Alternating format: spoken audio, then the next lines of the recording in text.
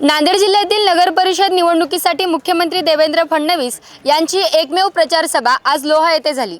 मुख्यमंत्र्यांनी लोह्याला येऊन प्रचार सभा घेणे यातच एक मोठा राजकीय संदेश दडला आहे।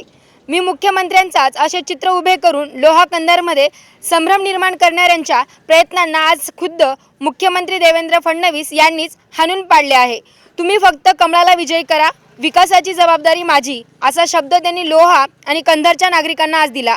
मी आपल्या लोहा आणि कंधारच्या या संपूर्ण जनतेला या ठिकाणी विनंती करतो, लोह्यामध्ये गजानन सूर्यवंशीजी आणि कंधारला गंगा प्रसाद यन्नावारजी यांना तुम्ही निवडून द्या।